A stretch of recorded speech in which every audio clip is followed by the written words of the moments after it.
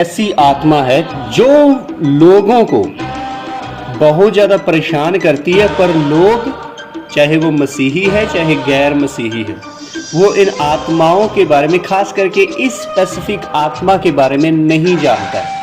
उसे नहीं पता है कि ये जो आत्मा है ये मेरी ज़िंदगी में काम कर रहा है। अब आत्मा की मैं आपसे बात कर रहा हूँ, वो है अरेस्टेड डेवलपमेंट स्पिरिट। ये आत्मा क्या करती है? ये आत्मा आपके माइंड को कंट्रोल करती है, ये डेवलपमेंट को रोकती है।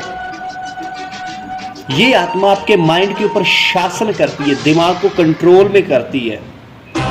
और इसका काम क्या है कि ये व्यक्ति को बच्चों की तरह हरकतें करने के लिए मजबूर करती है, बच्चों की तरह हरकतें करवाती है।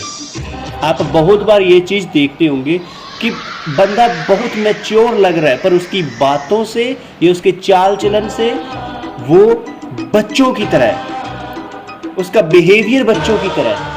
ये जो स्पिरिट है ये लोगों को मैच्योर होने नहीं देती है, ये इमेच्योर रखती है, चाइल्डिश बिहेवियर डेवलप करती है उसके अंदर कि वो बच्चों की तरह हरकतें करे। इस दुष्ट आत्मा का मेन काम क्या है?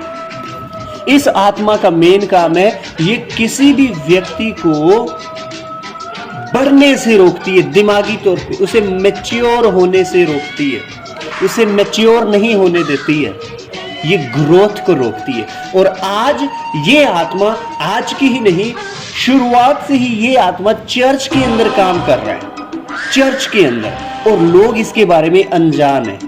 उन्हें नहीं पता है कि हमारी ग्रोथ क्यों नहीं हो रही है, हम क्यों नहीं बढ़ पा रहे हैं। जब आप पहला कुरिन्थियों 13 अध्याय उसकी 11 आयत में देखते हैं, पौलुस साफ इसके बारे में बात कर रहा है।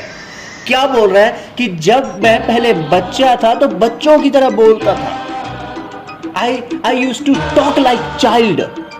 मेरा बच्चों के वाला मन था, मैं बच्चों की तरह सोचता था, बच्चों की तरह बातें करता था। जब आप इस आयत को पढ़ते हैं आप पूरा अच्छे तरह से समझते हैं क्या बात कर रहा है वो।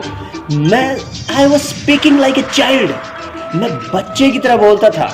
उसके बाद दूसरी बात वो बता रहा है, अंडरस्टैंडिंग एज ए चाइल्ड, मैं बच्चे की तरह समझता था। और उसके बाद थिंकिंग एज ए चाइल्ड, सोचता भी बच्चे की तरह था। आज चर्च के अंदर ये दुष्ट आत्मा बहुत ही खतरनाक तरीके से काम कर रहा है, बर्बाद कर रहा है। लोग अनजान है, लोगों को पता नहीं है कि ये सच में दुष्ट आत्मा काम कर रहा है। ये आपकी सोचने के ऊपर, बोलने के ऊपर, अंडरस्टैंड, समझने के ऊपर कंट्रोल करता है। आप परमेश्वर का वचन बोला जा रहा है, चर्चेस के अंदर बताया जा रहा है, पर लोगों को नहीं पता है, लोगों को समझ नहीं आ रहा है। क्योंकि वचन में क्या लिखा है, पौलुस क्या बता रहा है कि मैं तुम्हें बच्चों वाला खाना नहीं देना चाहता हूं। अभी बच्चों के लिए दूध है, पर मैच्योर लोगों के लिए क्या है? अन्न सियाने लोगों के लिए, मैच्योर लोगों के लिए। और परमेश्वर का वचन जो है वो आपको मैच्योर करता है, आपको बढ़ने के लिए। परमेश्वर चाहता है कि आप मैच्योर हो, बच्चे की तरह ना रहें। पर ये जो दुष्ट आत्मा है ये लोगों की जिंदगी में काम करती है। इसका काम क्या है? आपको बच्चों की तरह रखना। चर्च के अंदर भी आज भी बहुत सारे विश्वासी वही चीजें कर रहे हैं जो शुरुआत में वो कर रहे थे। बच्चों की तरह समझते हैं, बच्चों की तरह बोलते हैं, बच्चों की तरह उनका बिहेवियर है। वचन को लेके वो मैच्योर नहीं है। बेरिया की कलीसिया के बारे में जब हम जानते हैं, पढ़ते हैं, क्या देखते हैं?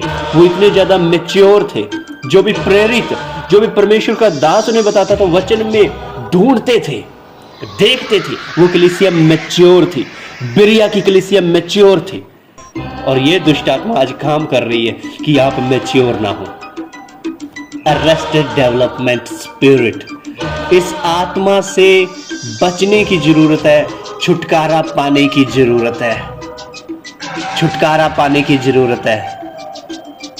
बाइबल बताती है कि आप मैच्योर व्यक्ति की तरह बोले। क्या बोले? आपके मुंह से परमेश्वर का वचन निकले और वो इतना प्रभावी हो कि लोग अनुग्रह पाएं।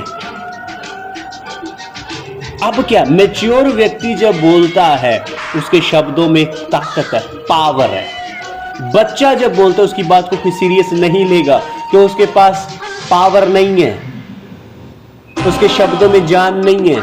और परमेश्वर का वचन आपको अधिकार देता है, मैच्योर बने और उस अधिकार को इस्तेमाल करें। आप उस मैच्योरिटी को दिखाएं।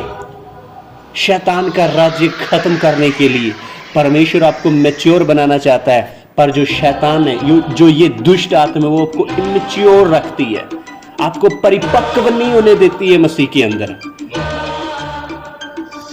विश्वासियों, आपको मैच्योर होना है। अगर आप आज भी चर्च के अंदर या परमेश्वर की कलीसिया के अंदर, परमेश्वर के राज्य के अंदर बच्चों की तरह व्यवहार कर रहे हैं, बच्चों वाला बिहेवियर है, बच्चों की तरह बोलते हैं, तो आपको मैच्योर होने की जरूरत होंगे कैसे?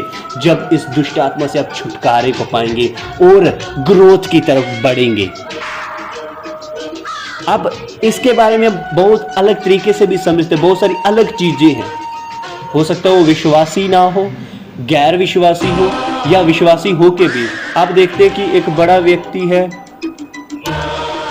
उसकी उम्र ज्यादा हो गई, 25 साल के ऊपर हो गई, 20 साल के ऊपर हो गई है, मैच्योर व्यक्ति है, 30 साल के ऊपर हो गई है, आज भी वो डॉल्स के साथ खेल रहा है, टॉयज के साथ खेल रहा है, खिलौनों के साथ खेल रहा है, गुड़िया के साथ खेल रहा है, प्लास्टिक की चीजों के साथ खेल रहा है, कुछ ऐसी हरकतें कर रहा है जो नहीं होनी चाहिए। वो उसका दिमाग डेवलप नहीं हो रहा है, तो वहां पे आपको या ध्यान देने की जरूरत है कि कहीं ये दुष्ट आत्मा तो काम नहीं कर रहा है, सावधान होने की जरूरत है। परमेश्वर आपको मैच्योर रखना चाहता है कि आप हर चीज में मैच्योर हो, आपके शब्दों में पावर हो, आपके मुंह से परमेश्वर का वचन निकले। बच्चों की तरह हरकतें करने से, बच्चों की तरह रहने से परमेश्वर चाहता है कि आप उससे बाहर आए और मैच्योर व्यक्ति बने, जो परमेश्वर के वचन को अच्छे से समझता हो और अच्छे से काम में लाता हो।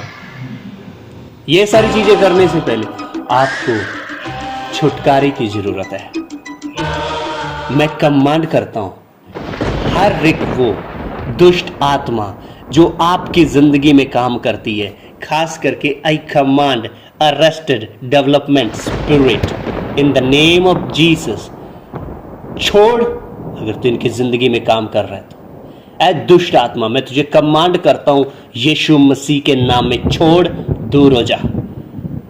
यीशु मसीह ने इन्हें मैच्योर बनने के लिए बुलाया है, एक परिपक्व विश्वासी बनने के लिए बुलाया है। तेरा इनके ऊपर, इनके परिवार के ऊपर कोई अधिकार नहीं है। मैं तुझे कमांड करता हूं, यीशु के नाम में दफर दूर हो जा।